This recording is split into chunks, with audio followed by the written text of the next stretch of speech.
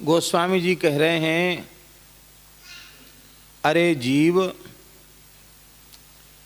जब से तू श्री हरि से अलग हुआ तब से तूने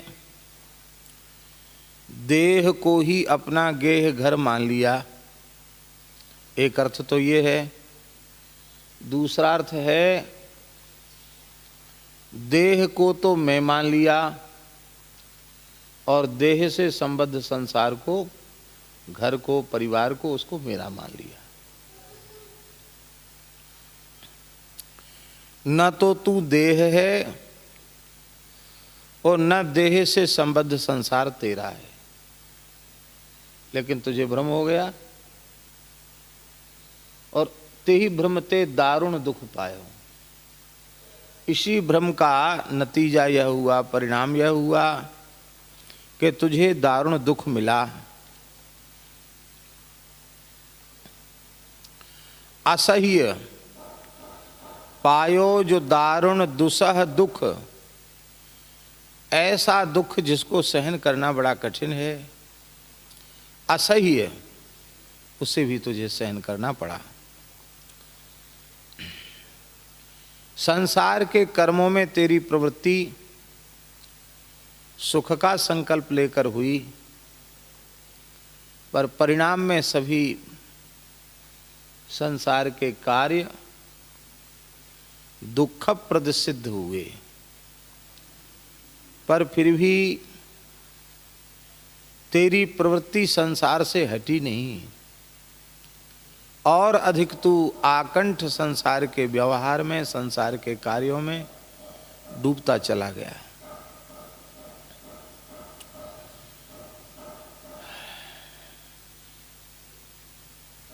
सुख की आशा से सारे प्रयत्न तूने किए थे, लेकिन जागृत की तो चले क्या, स्वप्न में भी तुझे सुख नहीं मिला। सुख नहीं मिला, सुख का लेश भी नहीं मिला।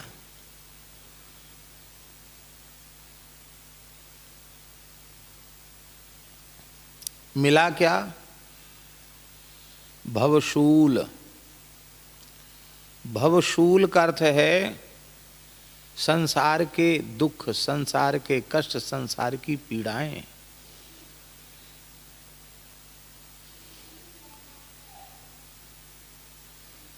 सामान्य मनुष्य की तो जाने दीजिए बात, बड़े बड़े दिव्य महापुरुष भी संसार से पीड़ा लेकर के ही गए।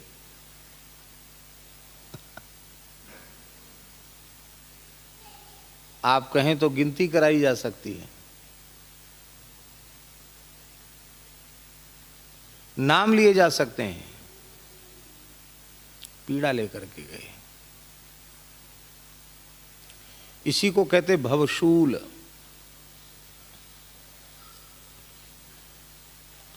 अनेक शोक भरे पड़े हैं, पर अरे हतभाग्य जीव, कम से कम एक दो बार से तुझे प्रेरणा लेनी चाहिए थी, पर तूने प्रेरणा तो ली नहीं। हठ पूर्वक उसी मार्ग पर आगे बढ़ता चला गया जिसमें शोक ही शोक है, कष्ट ही कष्ट है, दुख ही दुख है।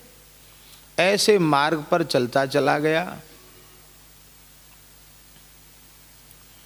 दुख की परंपरा रुकी नहीं, अनेक योनियों में जन्म हुआ,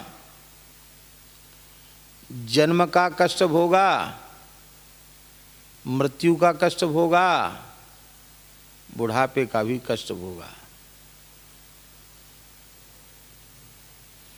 और इस कष्ट का मूल कारण था कि मैं भगवान का हूं और भगवान मेरे हैं। शरीर संसार भोग की सामग्री नहीं है, शरीर संसार भगवद उपासना की सामग्री है। यह बात तेरी समझ में नहीं आई। इस बात को तुमने हृदय से स्वीकार ही नहीं किया।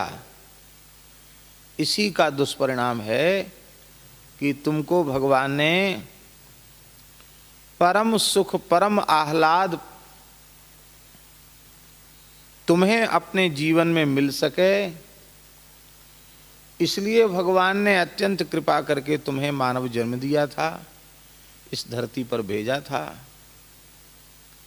लेकिन नहीं, तू उसे प्राप्त नहीं कर सका। तो भगवान को तुमने नहीं जाना। और ये बात बिल्कुल पक्की है कि जब तक तू लौट कर पुनः अपने घर में नहीं आ जाएगा, तब तक तुझे विश्राम नहीं मिलेगा।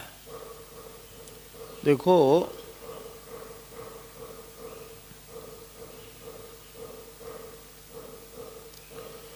धर्मराज युधिष्ठिर से यक्ष ने पूछा, यक्ष युधिष्ठिर संवाद है महाभारत में। तो यक्ष ने पूछा, कह मोदते, युधिष्ठिर से क्या पूछा? कह मोदते, कौन प्रसन्न रहता है?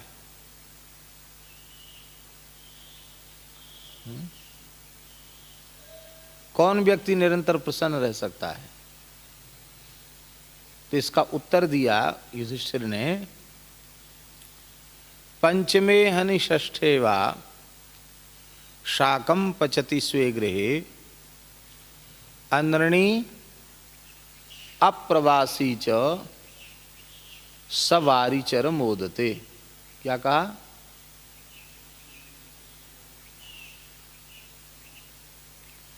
आहनि पंचमे षष्ठे वा, दिन के 5वें भाग में अथवा 6ठे भाग में एक बार अपने घर में अलोनिया बिना नमक मिर्च का मिट्टी की हंडी में साग भाजी उबाल के खा लेता है। बथुआ ले आया, पालक ले आया, ऐसी जंगल में जो पत्ती मिल गई उसको उबाल के खा लेता है। इतना निर्धन है कि उसको अन्न भी उपलब्ध नहीं है, और जो खाने की वस्तु जो मिली है वह वस्तु भी 2 बार 3 बार नहीं मिल पाई। दिन भर में शाम को मिली खाने की चीज, वो भी दिन के 5वें 6ठे भाग में। फिर भी वह व्यक्ति सुखी है। इसका मतलब क्या हुआ कि भौतिक सुख सुविधा का सर्वथा अभाव है। इतना गरीब है, पर उसके जीवन में 2 बातें हैं। ऐसी स्थिति होते हुए भी यदि उसके जीवन में 2 बातें हैं तो वो सुखी है, अनृणी और अप्रवासी। न तो किसी का कर्जदार है और ना ही प्रवास में है, यात्रा में है, तो प्रसन्न रह सकता है। गरीब से गरीब आदमी भी विश्राम उसे अपने घर में ही मिलता है, झोपड़े में। आओ पहुंच गया, खटिया बड़ी टूटी खटिया हो, पुरानी सी गुदड़ी हो, उसी को ओढ़ के आ गया, अपना घर आ गया। घर में विश्राम मिलता है। हम सब जीवों का वास्तविक घर क्या है? श्री रघुनाथ जी के चरण कमल। भगवान के चरण कमल ही हमारा निज घर है। घर उसको कहते जहाँ से व्यक्ति यात्रा के लिए निकल पड़ता है, और जब लौट के आता है तो घर में ही तो आता है। हम सब जीव भगवान के ही अंश हैं, और जीव जबते हरिते बिल गानो तबते देह गेह निज जानो। उस घर से निकल पड़े। तो अब जब तक उस घर में नहीं पहुंच जाएंगे, ध्यान में आई बात, जिस घर से निकले हैं उस घर में जब तक नहीं पहुंच जाएंगे तब तक विश्राम मिलने वाला नहीं। ये जो जीव है ना, ये 84 लाख घरों में घूमता है। ये शरीर घर ही तो हैं, लेकिन किसी घर में विश्राम नहीं। सबसे बढ़िया घर है मनुष्य देह, उसमें भी विश्राम नहीं। गर्भ में दुख, जन्म के समय दुख,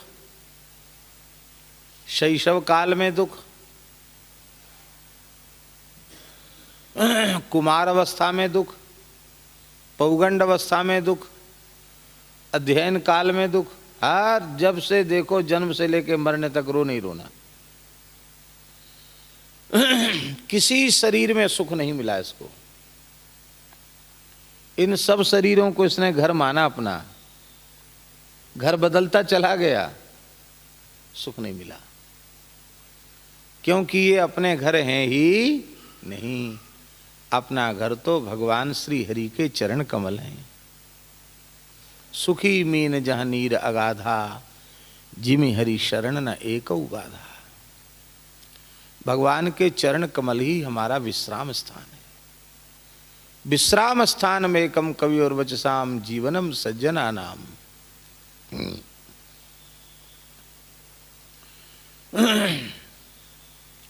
तो अप्रवासी कौन है? जो अपने घर में है। अपना घर क्या है? भगवान के चरण कमल। जो भगवान के चरणों में पहुंच गया, वो अपने घर में पहुंच गया।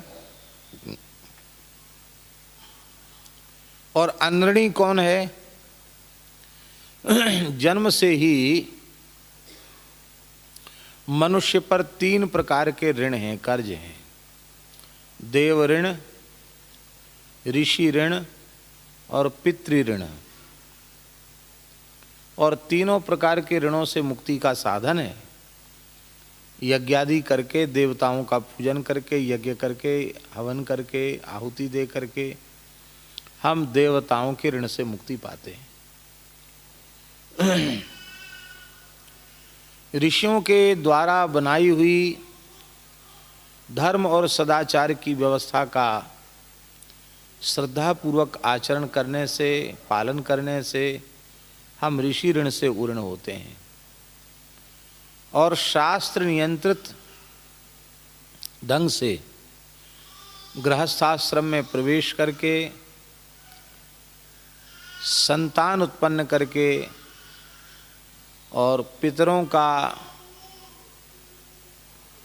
समय से श्राद्ध तर्पण आदि करके हम पितृ ऋण से मुक्त होते हैं। ये 3 साधन देवर्षि और पितृ ऋण से मुक्ति के बताए गए।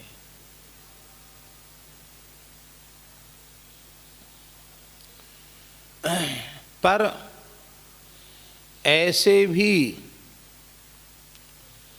उदाहरण देखने को मिल जाएंगे जिन महानुभावों ने जीवन भर देवताओं का अर्चन पूजन किया, बड़े बड़े यज्ञ किए, दान पुण्य किए, ऋषियों के द्वारा बनाई गई धर्म की व्यवस्था का, सदाचार की व्यवस्था का श्रद्धा पूर्वक पालन किया, अनुष्ठान किया, वे भी संस्कृति के चक्र से मुक्त नहीं हुए। ऐसे उदाहरण भी देखने को मिल जाएंगे। जैसे राजर्षि नृग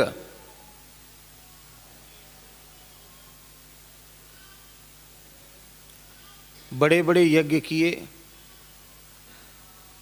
दान पुण्य तो इतना किया, कहता धरती के रजकण भले ही कोई गिन ले, वर्षा की बूंदें भले ही कोई गिन ले, आकाश के तारे भले ही कोई गिन ले, पर मैंने जितनी गायों का दान किया है उनको कोई गिन नहीं सकता। इतना बड़ा दानी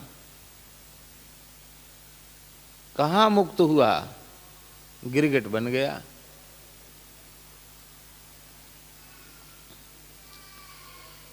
कौन सा काम उसने देवता ऋषि और पितरों का नहीं किया? वो सब किया उसने। गिरगिट बन गया।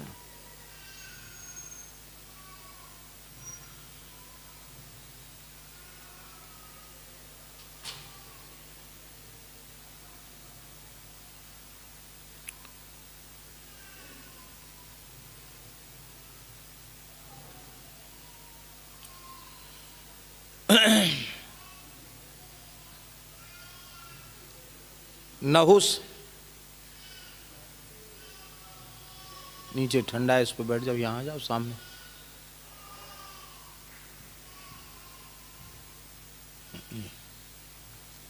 नहुस उसने 100 अश्वमेध यज्ञ किए, सामान्य बात नहीं है। धर्म का कौन सा ऐसा अंग है जिसका अनुष्ठान उसने सविधि न किया हो, फिर भी वह अजगर बन गया।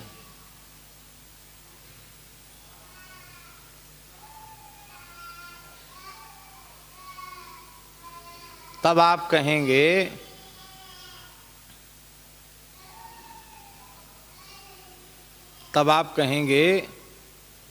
कि इसका मतलब तो यह है फिर हमें संध्योपासन, गायत्री का जप, श्राद्ध, तर्पण, हवन, दान, पुण्य, यज्ञ,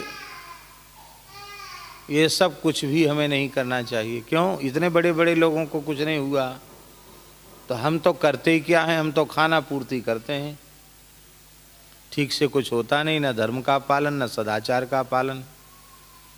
तो हम काहे को अपना समय खराब करें, हम तो किनारे हो जाएं। ये बात किसी के मन में आ सकती है, पर हम इसलिए नहीं कह रहे हैं कि आप हताश और निराश हो जाएं, जो कुछ कर रहे हैं उसका भी त्याग कर दें। हम यह कहना चाह रहे हैं कि अपने साधन के बल पर, अपने पुरुषार्थ के बल पर, अपने कर्म पर भरोसा करके कोई इस दुख से मुक्त हो नहीं सकता। भरोसा तो भगवान का करना पड़ेगा। आश्रय अपने पुरुषार्थ और कर्म का नहीं, आश्रय अनन्य भाव से भगवान का लेना पड़ेगा। इतने बड़े बड़े थे, लेकिन जैसे भगवान का आश्रय लेना चाहिए था वो नहीं हुआ, उससे सब कुछ गुड़ गोबर हो गया। इसलिए हरि ही समर्पे बिनु सत्कर्मा। सारे सत्कर्म ठीक हैं, पर यदि भगवान की प्रसन्नता के लिए नहीं किए गए और उनको करने के बाद भगवान को अर्पित नहीं कर दिया गया, श्री रामार्पणमस्तु, श्री कृष्णार्पणमस्तु, तो वो कर्म भी तुम्हारा कल्याण नहीं कर पाएगा। कर्म छोड़ना नहीं है, कर्म जरूर करना है, भगवान की प्रसन्नता के लिए करना है और भगवान को अर्पित कर देना है।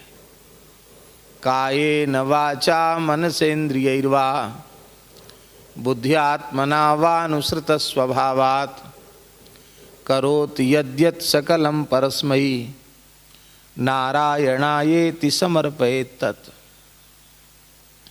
सब भगवान को अर्पित कर देना। मलुकदास जी महाराज ने कहा, साधो भाई अपनी करनी नाही, एक पद में कहा, साधो भाई अपनी करनी नाही, जे करनी का करें भरोसा, ते जम के घर जाएं। साधो भाई अपनी करनी नाही। लक्ष्य गऊदे अन्न खात थे, राजा नृग से प्यारे, पुण्य करत और जमा गमाई, ले गिरगिट करि डारे। साधो भाई अपनी करनी नहीं।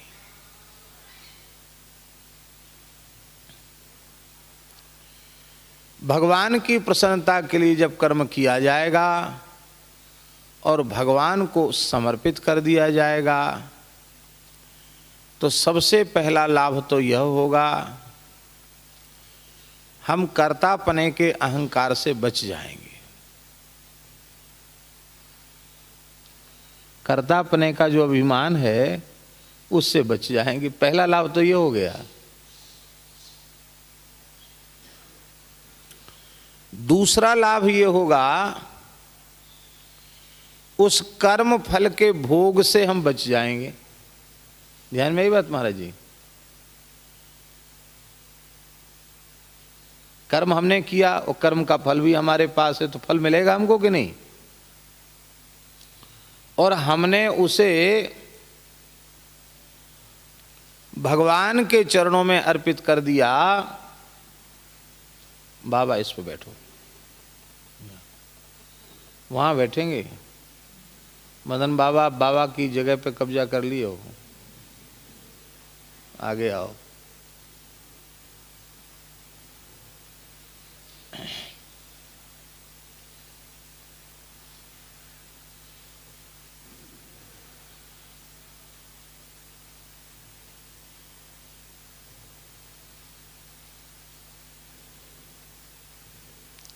इसलिए पहला लाभ क्या बताया?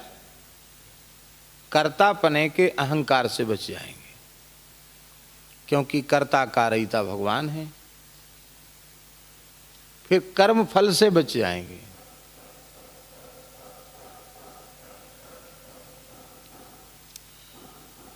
कर्म फल भोगना पड़ेगा।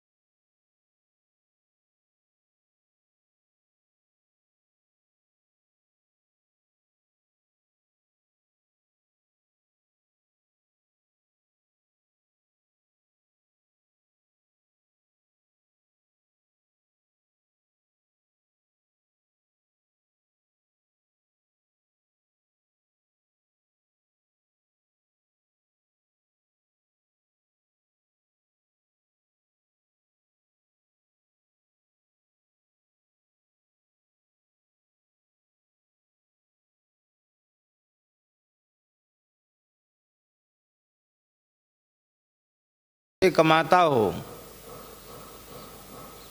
धन कमाता है, यज्ञ नहीं करता, दान नहीं करता, पुण्य नहीं करता, तो राजा का कर्तव्य है, चाहे वह ब्राह्मण ही क्यों न हो, ये नहीं है कि पंडित जी को छोड़ दिया जाएगा, उनका तो दान लेना धर्म है, नहीं, लिखा है कोई क्यों न हो धनोपार्जन करता है पर यज्ञ दान आदि पवित्र कर्म नहीं करता, तो राजा का कर्तव्य है कि उसकी सारी संपत्ति छीन ले, घर मकान दुकान जमीन जायदाद सब छीन ले। लिखा है, व्यास जी लिख रहे हैं। और राजा को उस अधर्मी व्यक्ति को अपने राज्य की सीमा से बाहर निकाल देना चाहिए, नहीं तो राजा को पाप लगेगा।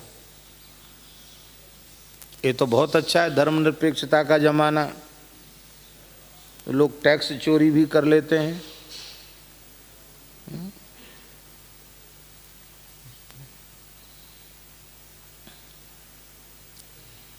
यदि आप धन कमाते हैं तो उसका प्रयोजन यही है सेवा। आप सेवा में नहीं लगाते हैं तो आप धन के अधिकारी नहीं।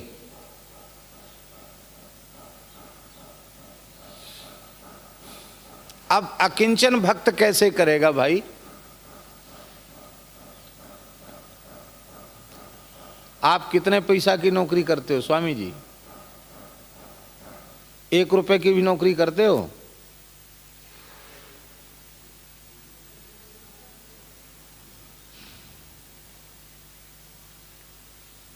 फैक्ट्री कारखाना तो छोड़ दो, खोमचे वाले की भी दुकान नहीं है, हैं? ठिलिया लगा लेते हैं, खोमचे का काम कर, वो भी नहीं है।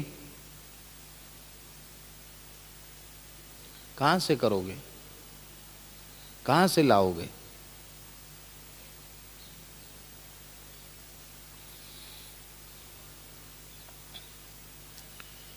क्या होगा विरक्तों का? न तो देवताओं के कर्ज से मुक्त हो सकते, न ऋषियों के और न पितरों के। पितरों के कर्ज के मुक्ति के लिए पहले संतान पैदा करनी पड़ेगी, तर्पण श्राद्ध आदि करना पड़ेगा। तो ये जो ध्यान से सुनिए, जो निवृत्ति मार्ग में हैं उनको तो डूब ही जाना चाहिए, पर उनको डूबने की बात नहीं लिखी है। क्यों? प्रवृत्ति वालों के लिए जरूरी है, नहीं करते हैं तो जरूर डूबेंगे। और करने के बाद भी भगवान की प्रसन्नता के लिए नहीं करते, भगवान को समर्पित नहीं करते तो भी डूबेंगे। न करें तो डूबें, करें तो डूबें।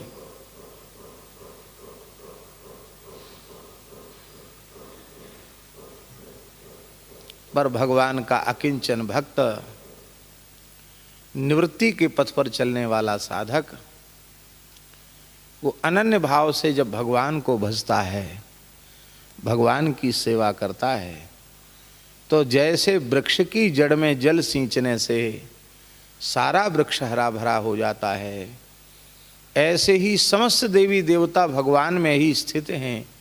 भगवान के तृप्त होने पर, संतुष्ट होने पर, प्रसन्न होने पर कोई देवी देवता ऐसा नहीं है जो संतुष्ट न हो जाए। सब प्रसन्न हो जाते, सब तृप्त हो जाते।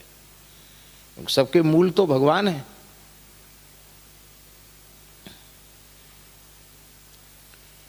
ऋषियों ने जो कुछ धर्म और सदाचार की व्यवस्था बनाई है, उसकी अंतिम बात यह है, सर्वम त्यक्त्वा हरिम भजेत।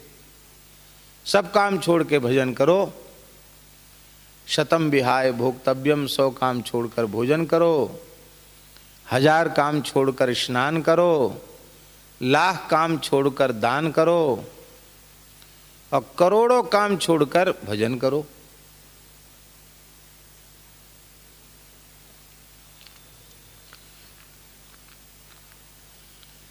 तो ऋषियों का अंतिम तात्पर्य जीव को धर्म और सदाचार का फल क्या है? भगवान का अनन्य भाव से, निष्काम भाव से भजन, यही धर्म सदाचार का प्राण है, सार है। कोई भी ऋषि भजन करने वाले से असंतुष्ट नहीं रहता। बस ईमानदारी से भजन हो, शरीर से सेवा हो और भजन हो। भजन की भी परिभाषा हम लोगों को मालूम नहीं है।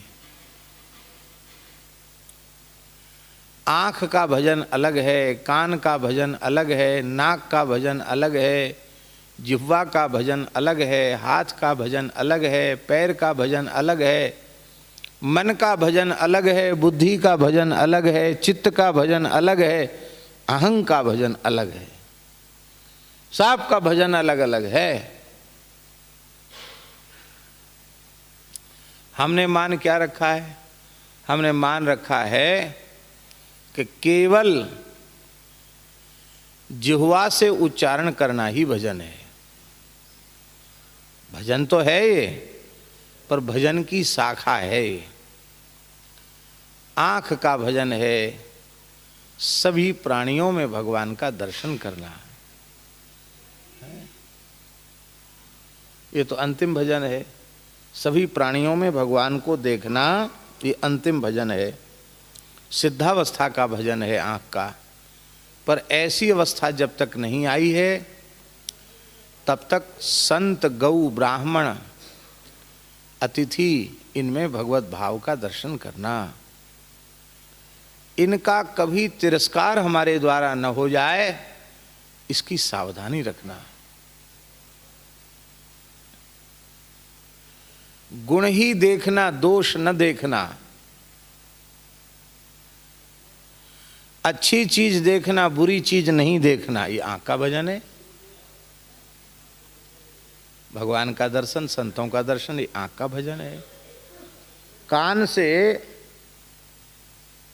विषय चर्चा नहीं सुननी, संसार की चर्चा नहीं सुननी, पर निंदा पर चर्चा नहीं सुननी। कान से निरंतर भगवत भागवत चरित्रों को ही सुनना, ये कान का भजन है। जिह्वा से भगवान के नाम का कीर्तन करना, भगवान के नाम का जप करना, उनके मंगलमय गुणानुवाद को गाना, ये जिह्वा का भजन है। गौ, ब्राह्मण, संत, अतिथि, माता पिता और सभी प्राणी भगवान के ही स्वरूप हैं, ऐसा मानकर निष्काम भाव से किसी की भी सेवा में लग जाना, छोटे से छोटी की भी सेवा में लग जाना, ये हाथ का भजन है। भगवान की सेवा करना, संतों की सेवा करना, गौ की सेवा करना, हाथ का भजन है।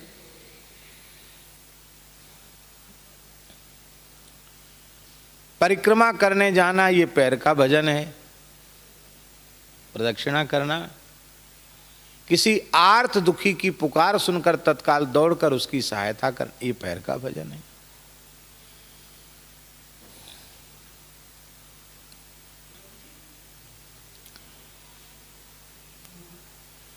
मन से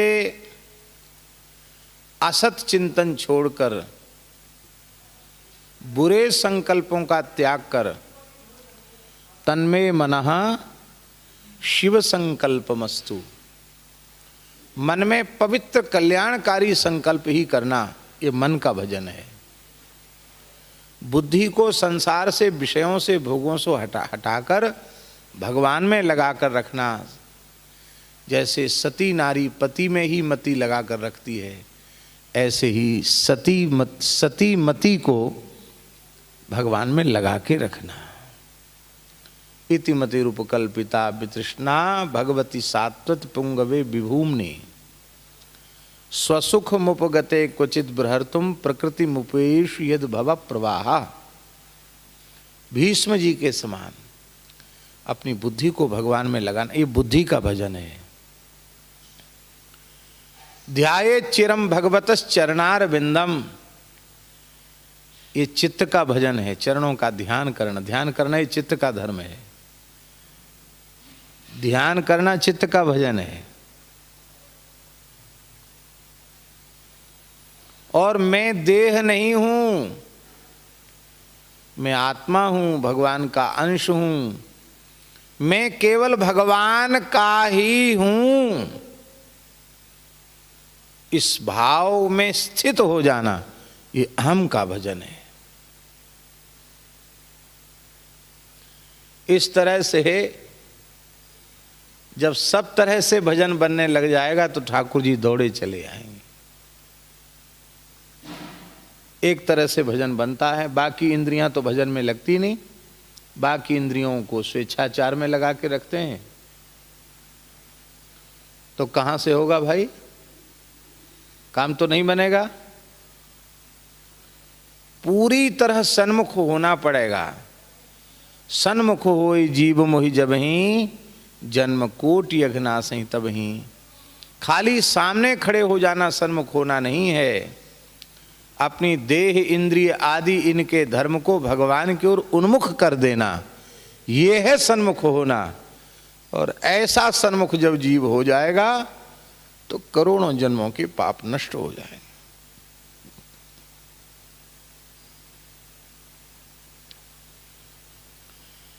तो अब देखिए, देवताओं के कर्ज से मुक्त हो गया, ऋषियों के कर्ज से मुक्त हो गया। हम ये नहीं कहते कि संध्या छोड़ दो, अवश्य करो संध्या, संध्योपासन अवश्य करो। द्विजाति हो, ब्राह्मण क्षत्रिय वैश्य हो तो वैदिक संध्या करो। ब्राह्मण क्षत्रिय वैश्य कुल में जन्म नहीं है तो भी प्रातः मध्याह्न सायं थोड़ी देर बैठकर कीर्तन करो, जप करो, वो तुम्हारी संध्या है। स्त्री और चतुर्थ वर्ण के लोगों को आमंत्रक संध्या करनी चाहिए, द्विजातियों को समंत्रक करनी चाहिए। आमंत्रक कर थोड़ी देर, उतनी देर बैठकर जप कर लिया तो उनकी संध्या हो गई।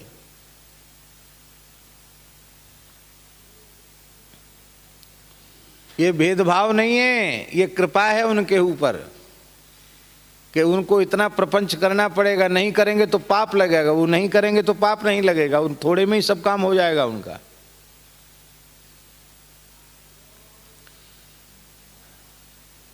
अब हमारी बात कोई माने तो है, भगवान निम्न कुल में जन्म देवें, ये भगवान की सर्वोपरि कृपा है, बहुत भारी कृपा है।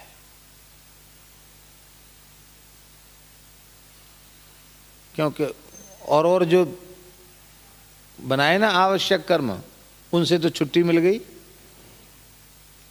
भजन को ज्यादा अवकाश मिल गया, सेवा को ज्यादा अवकाश मिल गया, तो विशेष कृपा हुई कि नहीं हुई? पर हम इस विशेष कृपा को ठुकरा देते हैं। संध्योपासन अवश्य करो, तर्पण अवश्य करो, सूर्यार्घ अवश्य दो। मान लो कोई प्रेमी भक्त भगवान के प्रेम में इतना विभोर हो गया, उसे खबर ही नहीं पड़ी कि सवेरा कब हो गया, रोते रोते शाम हो गई, संध्या छूट गई, तर्पण छूट गया, संध्या छूट गया, संध्या छूट गई, भगवत विरह में हवन छूट गया। तो क्या उस भक्त को छोड़ने का दोष लगेगा? उसके कर्म का लोप हो जाएगा क्या? तस्य कर्माणि कुर्वन्ति 60 कोटि महर्षया। 60 करोड़ ऋषियों को भगवान ने नियुक्त कर रखा है। मेरे भक्त का कोई कर्म लोप नहीं होना चाहिए। भक्त की संध्या छूटती है, तुम करो उसके बदले संध्या, तुम करो उसके बदले तर्पण, तुम करो उसके बदले स्वाहा स्वाहा। भक्त का कुछ नहीं छूटे, क्योंकि वह अनन्य भाव से मुझे भज रहा है। कितनी सुविधा है।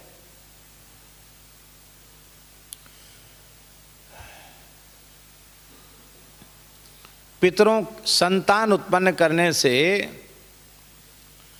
और श्राद्ध तर्पण आदि करने से पितरों के ऋण से मुक्ति होगी। कितनी देर के लिए पितर तृप्त होंगे? योनि तो नहीं छूटेगी, संस्कृति का चक्र तो नहीं छूटेगा, पर घर द्वार छोड़कर अनन्य भाव से कोई जीव भगवान को भजने लग जाए, अहरनिश भजने लग जाए, तो जिस कुल में उसने जन्म लिया उसके सारे पितर भगवत धाम के अधिकारी हो जाएंगे। इसलिए भैया शरणागत भक्त जैसे अंदरणी होता है वैसे अंदरणी दूसरा नहीं हो सकता है। अप्रवासी च, और अप्रवासी वही है जो भगवान के चरणों तक पहुंच गया है। हे नाथ, हम सब पर ऐसी कृपा करें कि इसी जन्म में हम सब आपके चरणों तक पहुंच जाएं। भगवान हमारे अत्यंत निकट हैं, दूर हैं ही नहीं, वे हमारे हृदय में हैं, हमारे अत्यंत निकट हैं। बस उनकी निकटता की अनुभूति हमें होने लग जाए।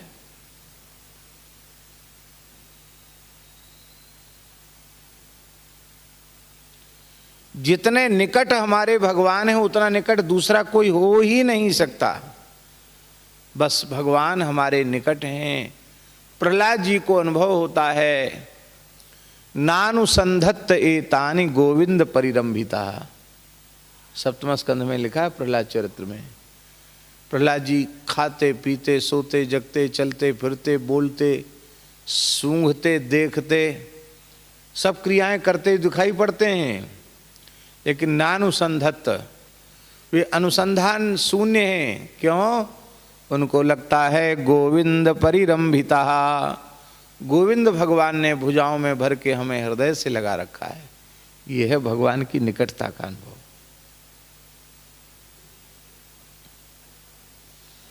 हम चारों ओर से आकाश से घिरे हैं कि नहीं? बोलो, आकाश ने हमें घेर रखा है कि नहीं? वो आकाश कौन है? गोविंद ही तो आकाश है। भगवान ने हमको गोद में ले रखा है कि नहीं? बोलो।